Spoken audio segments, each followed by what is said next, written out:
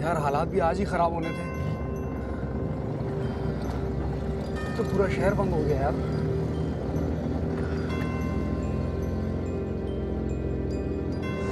क्या करूं, कुछ समझ नहीं आ रहा, कहाँ से जाऊं।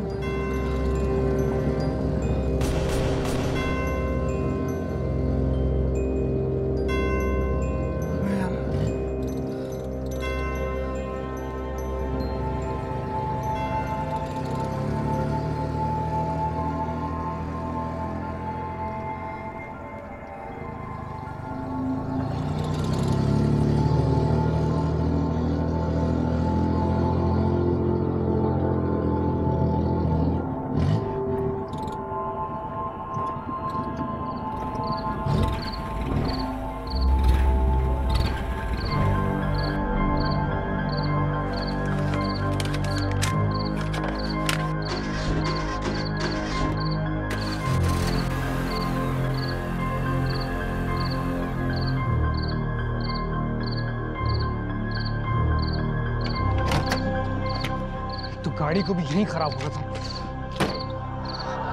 हालात पहले से ही ठीक नहीं है।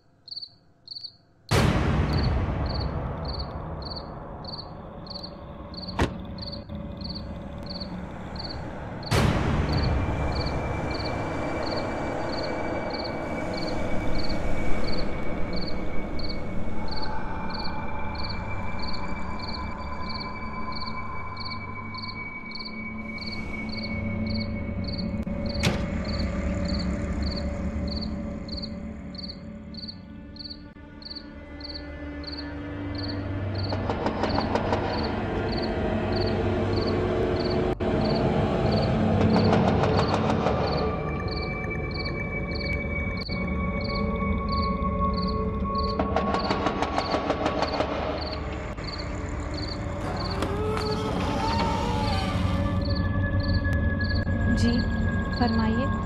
तो एक्चुअली मेरी गाड़ी गर्म होने की वजह से बंद हो गई है, मुझे थोड़ा सा पानी मिल सकता है?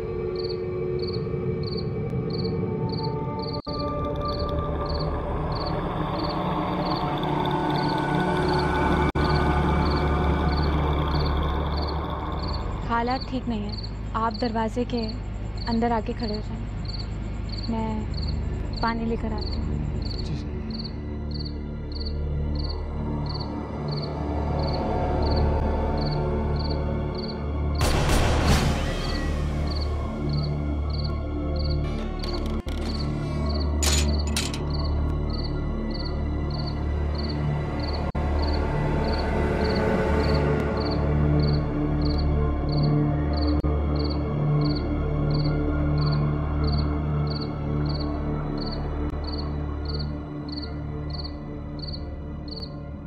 सुनिए, आप चाहें तो कुछ देर अंदर आके बैठ सकते हैं, जब तक हालात भी ठीक हो जाएंगे और आपकी गाड़ी भी ठंडी हो जाएगी। नहीं नहीं, मुझे सिर्फ पानी दे दे, मैं यहीं ठीक हूँ। लगता है आप मुझसे कुछ खौफज़दा हो गए हैं। डरिए नहीं, मैं आपको खा नहीं जाऊंगी।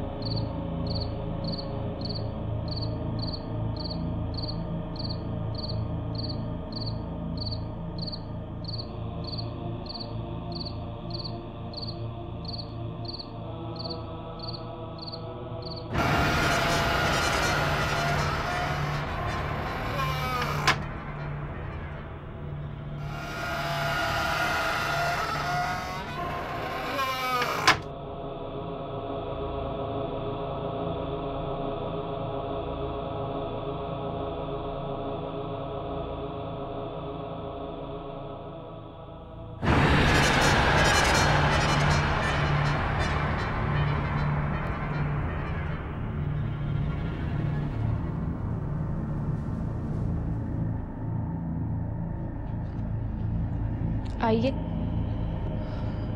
जी।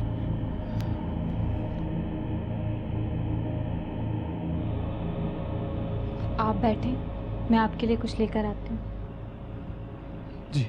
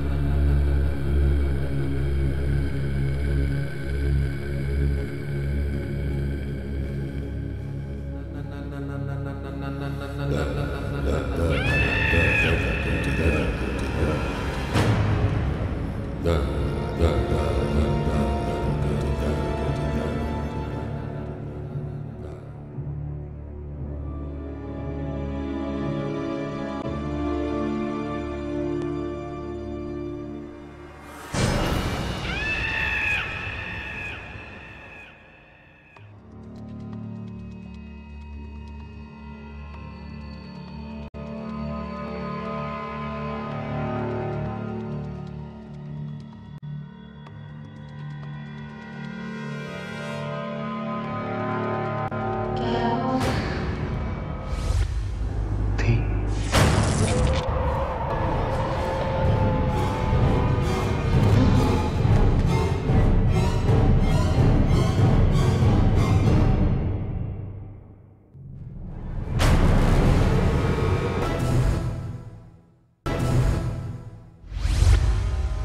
क्या हुआ?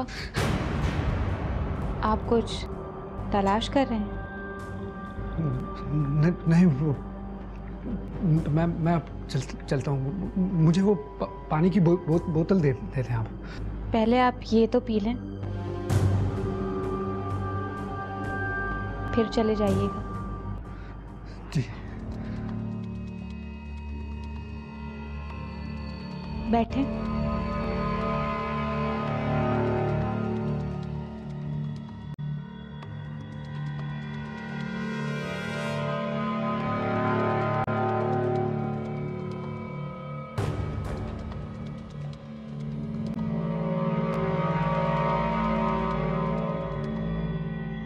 आपका नाम क्या है? मेरा नाम सिराज है। मेरा अपना बुटीक है। और मेरा नाम हिना है। मैं अपने वालिदैन की चहेती और इकलौती बेटी थी।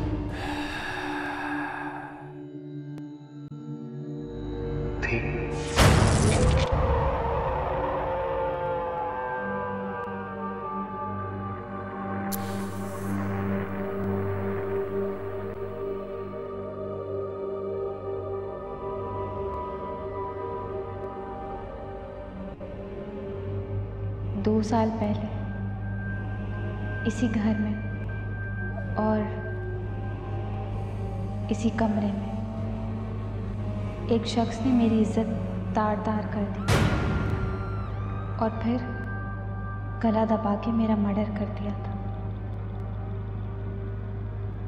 आज की तरह उस दिन भी अम्मी अब्बू किसी की शादी में शरीक होने गए हुए थे और बिल्कुल इसी तरह उसने भी डोर बेल बजाकर मुझसे पानी मांगा और फिर क्या? मुझसे एक गलती हो गई कि मैंने उसे अंदर बुला लिया। वो मुझसे हंस-हंस के बातें करने लगा और मैंने उसे अच्छा इंसान समझ लिया। लेकिन उस दिन जो हुआ वो फिर दोबारा नहीं होगा। क्या मतलब? मैं समझा नहीं। लगता है आप इस इलाके के रहने वाले नहीं हैं, बल्कि यकीनन आप इस इलाके से कभी गुजरे भी नहीं हैं। जी हाँ। वो एक्चुअली वो हालात ख़राब होने की वजह से मैं सड़क के बजाय यहाँ से गुजरा,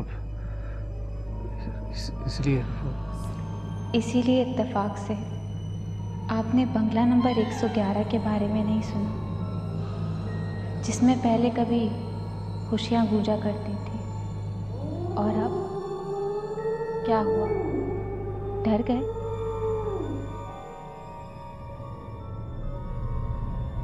आप मुझे वो पानी की बोतल दे दें ताकि मैं चला जाऊं। उस तरह आप ये कैंडल ले जाएं। नहीं जी, शुक्रिया।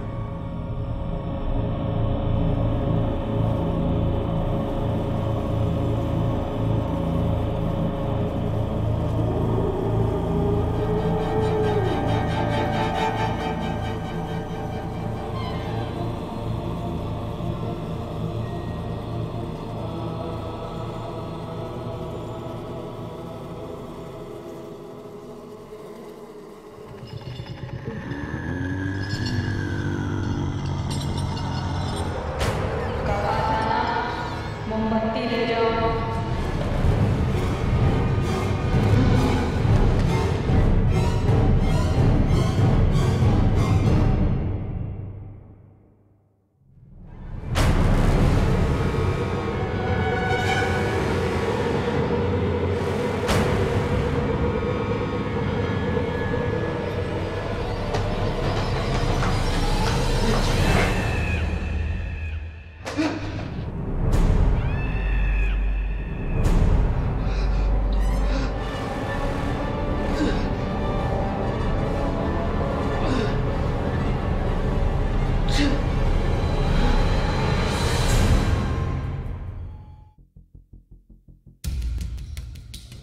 सर वो एक छोटा सा 9 साल का बच्चा है जी। भूख से परेशान होकर वो उस होटल के किचन में चला गया था और फिर अचानक किसी के आ जाने पर उसने डर के मारे चाकू उठा लिया। सर इतना छोटा सा बच्चा किसी पर किस तरह से कातलाना हमला कर सकता है?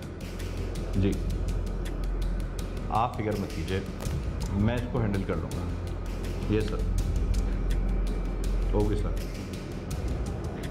Thank you.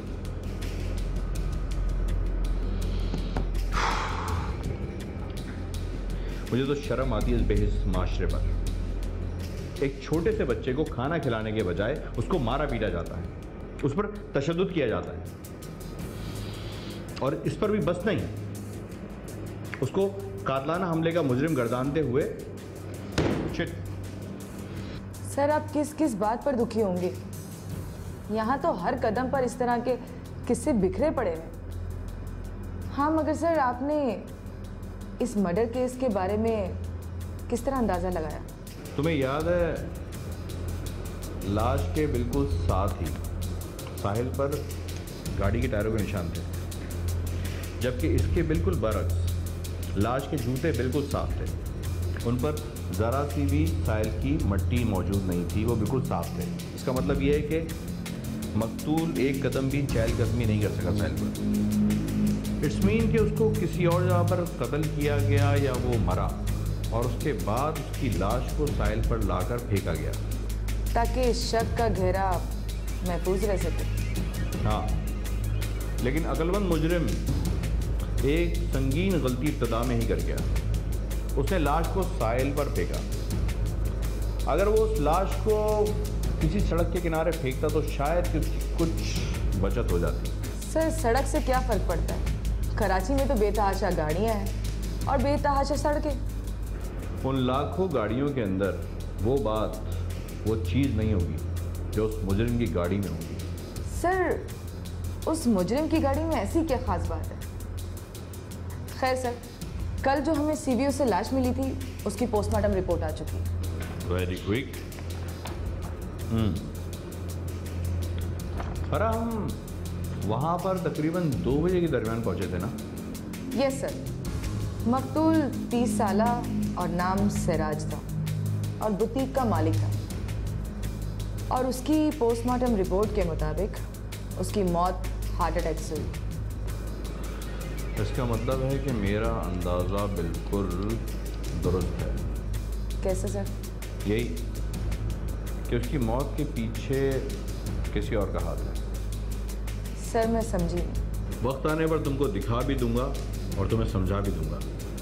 फिलहाल तुम इस बंदे के बारे में मजीद इंफॉर्मेशन इकट्ठी करो और मुझे बताओ। Okay sir. Go. Thank you sir. गाड़ी यहाँ खड़ी है, इसका मतलब है कि सहराज खुद गाड़ी चलाकर यहाँ तक आया। आप मुझे शाम में अकेले में मिल सकते हैं कहीं प्लीज?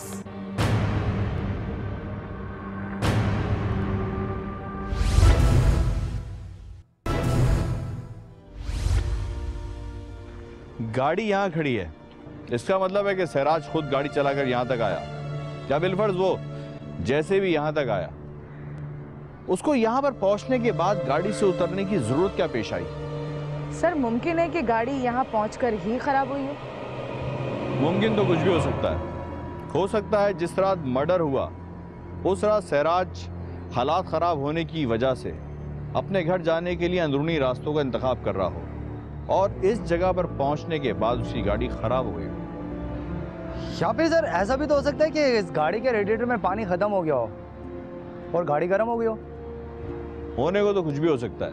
अगर ये बात सच भी मान लें कि उसकी गाड़ी उस रात गर्म हो गई थी तो उसने यकीनन यहाँ पर कहीं आसपास से घर में पानी जरूर मांगा होगा। सॉरी सर, ये सारी बातें हमारे अंदाजे की बुनियाद पर रखी जा रही हैं। मुमकिन है कि जो हम कह रहे हैं वो ज़रूरी तो नहीं कि सच हो। बिल्कुल तुम ठीक कह रही हो। ज़रूरी नहीं है कि जो कुछ भी हम लोग सोच रहे हो वो ठीक हो। हमारी तफ्तीश का आगाज़ अगर मगर ऐसा और वैसा की बुनियाद से ही शुरू होता है। ठीक है सर, अगर ऐसा है तो गाड़ी के सामने वाले घर से ही सबसे पहले तफ्तीश शुरू करते हैं। गुड, तो फिर ठीक है, चलते हैं। सर अगर आप इजाज़त दें तो मैं एक बात कहूँ। श्योर। अगर सर मैं इस गाड़ी में होता और मुझे पानी की ज़रूरत पेश आती तो मैं कम से कम इस सामने वाले बंगले में ज़रूर जाता, क्योंकि सर ये मेरी निगाहों के सामने और फासले में भी करीब था। या फिर सर कम से कम मैं इन बंगले वालों को इन्फॉर्म करके ज़रूर जाता आगे कि मेरी गाड़ी यहाँ खड़ी है, प्लीज़ आप इस पर नज़र रखिएगा। तो ठीक है, हम अपनी तफ्तीश का आगाज़ इसी बेंगलोर से करेंगे। Let's move.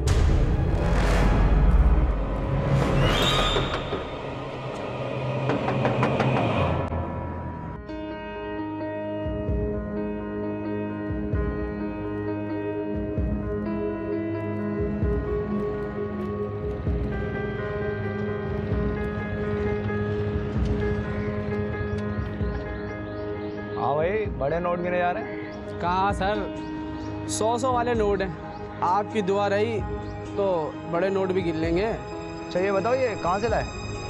मेरी मेहनत की कमाई है, मिलावट करने वालों पे जुर्माना लगाया है। मिलावट करने वालों पे जुर्माना? क्या मतलब?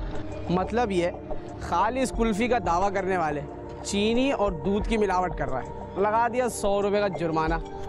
और वो चाय वाला साला चाय में चीनी और दूध तो मिला रहा है, पानी की भी मिलावट कर रहा है, सारा लगा दिया 200 रुपये का फटका। यानी कि तुमने रिश्वत ली है? चलो तो थाने तुम्हें अभी बताता हूँ, साहब को शिकायत करता हूँ ना तुम्हारी, सब पता चल जाएगा तुम्हारे। मैं ये पैसे यतीम और बेवाओं पे खर्च करता हूँ। अच्छा, मैंने तो कभी नहीं देखा तुम्हें किसी यतीम बेवा की मदद करते हुए।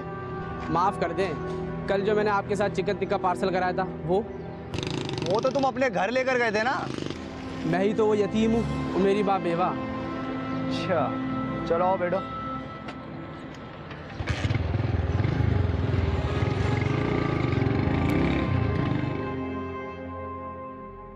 आपको कोई गलत फहमी हुई होगी, बंगला बराए फरोख्त का बोर्ड तो पिछले 15 रोज से लगा हुआ है। हो सकता है कि हमें गलत फहमी हुई हो, और अगर हम थोड़ी देर के लिए इस बात को मान भी लें, फिर भी आप मुझे ये बात बता सकते हैं कि इतना खूबसूरत घर जो कि इतनी वैल्यूएबल जगह पर है, आप इसको बेचना क्यों चाहते हैं? आप तो जानते हैं कराची के हालात दिन ब दिन ख़राब हो रहे हैं, मेरा कारोबार भी तबाह बर्बाद होता जा रहा है, इसलिए मैं चाह रहा हूँ कि दुबई शिफ्ट हो जाऊँ। अच्छा ठीक है, आप अपना घर तो बेच ही रहे हैं, यकीनन अपनी गाड़ी भी बेच रहे होंगे। आपकी गाड़ी देख सकता हूं मैं? क्या हो गया, मैंने कोई गलत बात पूछ लिया आपसे? नहीं नहीं, ऐसी कोई बात नहीं है। आइए आपको मैं आपको गाड़ी दिखाऊं, आइए आइए।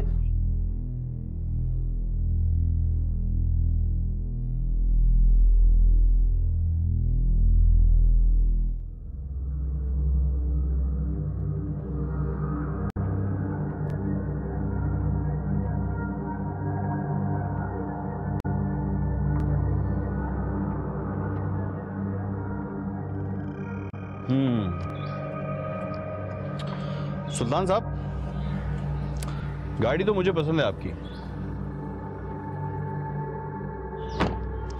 अब आप ये बताइए कि देंगे कैसे? ये गाड़ी मैं बेच नहीं रहा हूँ, ये मैं अपने दोस्त को दे रहा हूँ, उसके बेटे के लिए। कीमत देगा वो मुझे इसकी, और मुझे पहले कह चुका है कि ये गाड़ी सिर्फ मैं खरीदूंगा। हाँ तो ठीक है, मैं उससे बात कर लेता हूँ, मैं मना लूँगा, आप फिक्र मत कीजिए। नंबर देंगे उसका प्लीज़? नंबर तो मुझे उनका याद नहीं है इस वक्त। देखें आपकी फ़ोन बुक में होगा, चेक कीजिए। हाँ, फ़ोन बुक में तो है, लेकिन मैं अभी आपकी बात करा देता हूँ। एक मिनट, लेकिन आप बैठें तो सही।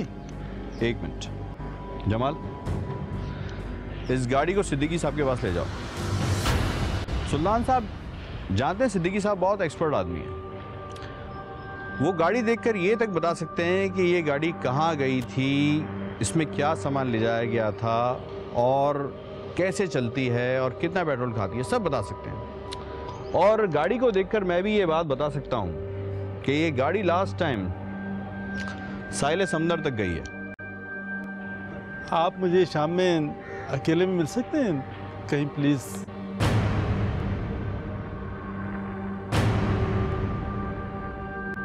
कुछ आपसे ज़रूरी बात डिस्कस करनी। ठीक है, मैं शाम को आपसे मुलाकात के लिए आ जाऊंगा। प्लीज़ शाम को, लेकिन आप अकेले आइएगा।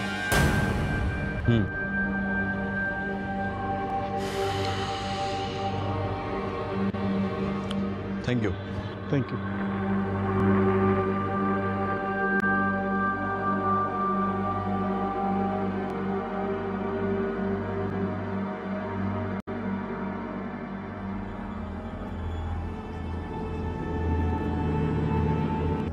शायद आपको मेरी बातों का यकीन नहीं आया। नहीं, वैसे मैं ये समझ रहा था कि शायद आपने मुझको यहाँ पर रिश्वत ऑफर करने के लिए बुलाया होगा। नहीं नहीं, ऐसी कोई बात नहीं। असल बात वही है जो मैं आपको बता चुका हूँ। अच्छा, आप मुझे ये बताइए कि आपको ये सारी बातें किसने बताई? मेरी बेटी हिना ने। हिना ने? आपको हंसी आ रही? सॉरी सुल्तान साहब, आप जिस किस्म की बातें कर रहे हैं, किसी भी मैच्योर आदमी को आपकी बातें सुनकर हंसी आ सकती है। आप हंसें या ना हंसें, लेकिन ये सब कुछ मुझे मेरी बेटी हिना ने बताया, जो अब इस दुनिया में नहीं रही। आपने मुझे बेवकूफ़ समझा हुआ है कि जो आप कहेंगे वो मैं मान लूंगा। लेकिन जो कुछ आप देखेंगे वो तो मानेंगे ना।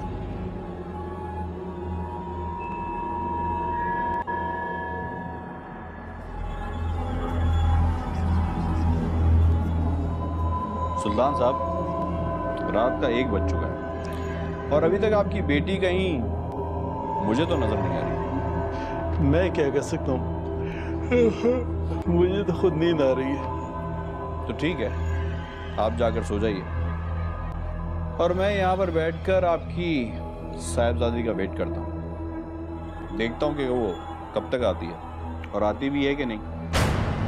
ओहो, लाइट चली गई।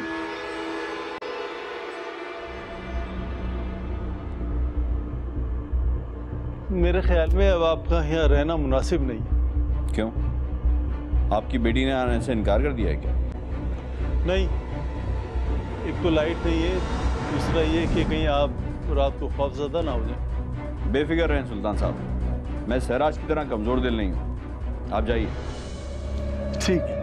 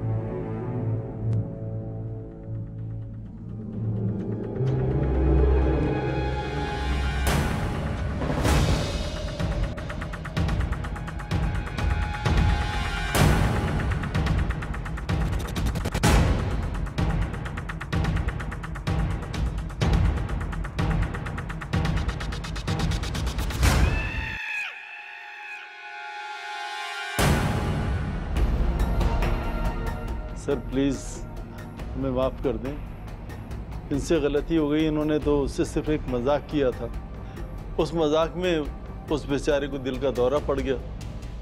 और अब आप जो ये कर रहे हैं इसको भी आप मजाक कहेंगे? फर्ज करेंगे अगर मुझे भी हार्ट अटैक हो जाता फिर? सर मैं डर गया था असल में। जुर्म को छुपाने के लिए मैंने अपनी बेटी की उस कहानी का सहारा लिया जो उसने बनाई थी।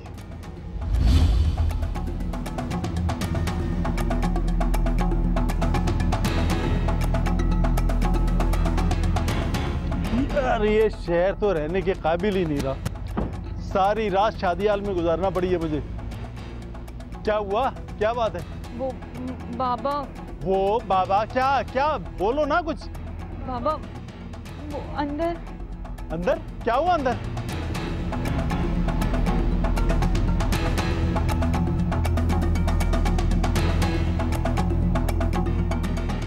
कौन है ये? क्या हुआ ऐसे? वो बाबा ये अजनबी है और ये पानी लेने आया था।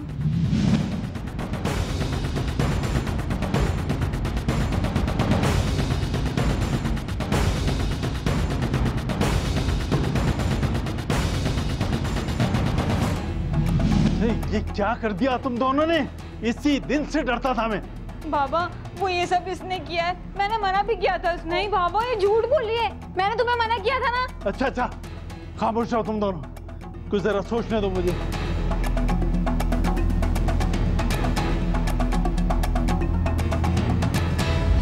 और उस वक्त मैंने जो आपसे ड्रामा खेला था और जो आपसे मिलने के वक्त में।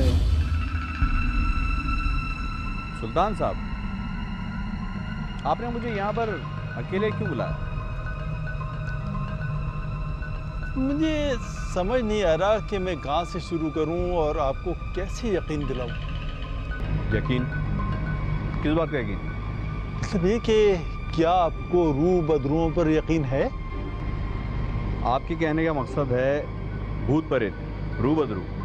सर पता नहीं आपको मेरी बात का यकीन आए या ना आए कि रूह या बदरू किसी को कत्ल भी कर सकती है। देखिए सुल्तान साहब, पहले तो मैं आपको एक बात वाज़ेह कर दूं कि मुझे इस बात पर कतई तौर पर कोई यकीन नहीं है कि कोई भी रूह या बदरू या कोई भूत प्रेत किसी को कत्ल कर सकता है। और अगर थोड़ी देर के लिए इस बात को मैं मान भी लूं कि कोई रूह या बदरू किसी को कत्ल कर सकती है, तो आप ज़रा मुझको एक्सप्लेन करेंगे कि इस केस से किसी रूह या बदरू का क्या ताल्लुक है? दरअसल ये कत्ल भी एक बदरू ने किया और इस घर में मेरी बेटी की रूह घूमती रहती है। सुल्तान साहब, आप मुझे एक बात बताइए, ये रूह या बदरू तो जब बनती है ना, हमने सुना है कि अगर किसी बंदे या बंदी को बेगुनाह तौर पर कत्ल कर दिया जाए या उसको मौत के घाट उतार दिया जाए तब बनती है ना? असल में मेरी बेटी के साथ भी यही हुआ है। उसका कत्ल हुआ था, कत्ल। उसका कत्ल हुआ था यहाँ पर? कब हुआ और किसने किया? उसका कत्ल यहाँ नहीं हुआ मगर। और फिर यहीं से आपकी बुराई शुरू हुई? क्या मतलब है? मतलब ये कि मैं शुरू से ही आपकी झिझक से अंदाज़ा लगा चुका था कि आप झूठ बोल रहे हैं और आप वही खेल मेरे साथ खेलना चाहते हैं और आपकी स्टोरी झूठी है। मेरा मकसद ये था कि आपका मकसद ये था कि इस बार भी आप कामयाब हो जाएंगे, लेकिन आपने अपना काम खुद ही बिगाड़ लिया। आप जानते हैं कि मैं मेन गेट पर क्यों गया था? मैं वहां पर मेन स्विच देखने के लिए गया था।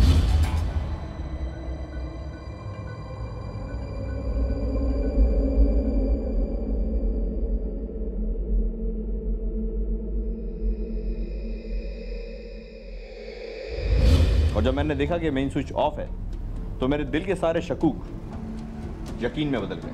और वैसे भी वो बराए फरोख्त के बोर्ड वाली बात जिसके बारे में आपने झूठ कहा कि वो 15 दिन से लगा हुआ है, और फिर कार बेचने का ड्रामा, इन सारी बातों से मैंने अंदाज़ा कर लिया था कि आपकी स्टोरी झूठी है और आप झूठ बोल रहे हैं। मैं सब कुछ पहले ही समझ गया था, बस मैं सिर्फ इस ड्रामे को मुंतकी अंजाम तक पहुंचाना चाहता था। सर आप यकीन करें, हमने सिर्फ मजाक ही किया था। उस दिन इत्तेफाकन बाबा शादी में गए हुए थे तो हम दोनों ने सोचा क्यों ना हम मजाक करें। वो आदमी उस दिन पानी मांगने आया और हम लोगों ने फिर ये मजाक करना शुरू किया। हमें यकीन था कि उसे बिल्कुल भी अंदाज़ा नहीं होगा कि हम दोनों जुड़वा बहन हैं। जी सर, बाद में हमने उसको बता भी दिया था कि हम दोनों जुड़वा बहन हैं। अरे उठे, हम लोग मजाक कर रहे थे, हम जुड़वा बहन हैं।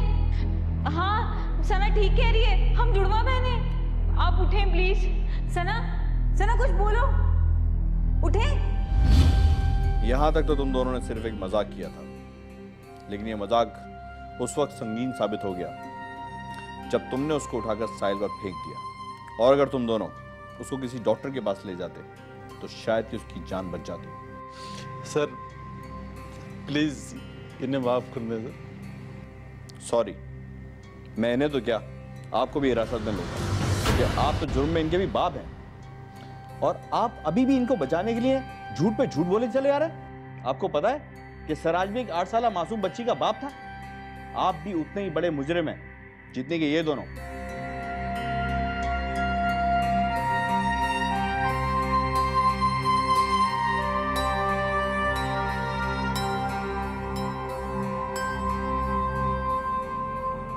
वाकई सर, आपने समझाया भी बल्कि दिखा भी दिया कि लाखों गाड़ियों में वो बात नहीं थी जो इस गाड़ी में बात थी। और सर इस गाड़ी में से जो मिट्टी मिली है उसकी रिपोर्ट आ चुकी है कि ये साहिल समुंदर की ही रेत है। और ना सिर्फ ये कि उन दोनों लड़कियों ने अपना इकबाल जुर्म भी किया, बल्कि उन लोगों ने बज़ाहिर एक संगीन मजाक किया था जो कि बहुत ही संगीन निकला।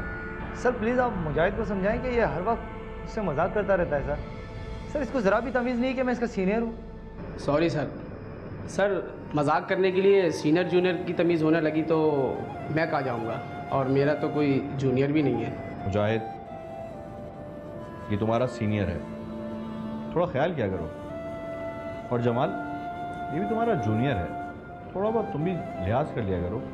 और वैसे भी सच्ची बात तो ये है कि मजाक में जूनियर सीनियर क्या है यार। सॉरी सर, मैं बताना भूल गई थी कि आपकी मिसेस की कॉल आई थी, आपके बारे में पूछ रही थी और बोल रही थी कि जल्दी घर आ जाना वरना क्या? टांगे तोड़ दूंगी। मुझे भी जाना है, तुझे तो मैं वापस आकर बताता हूँ।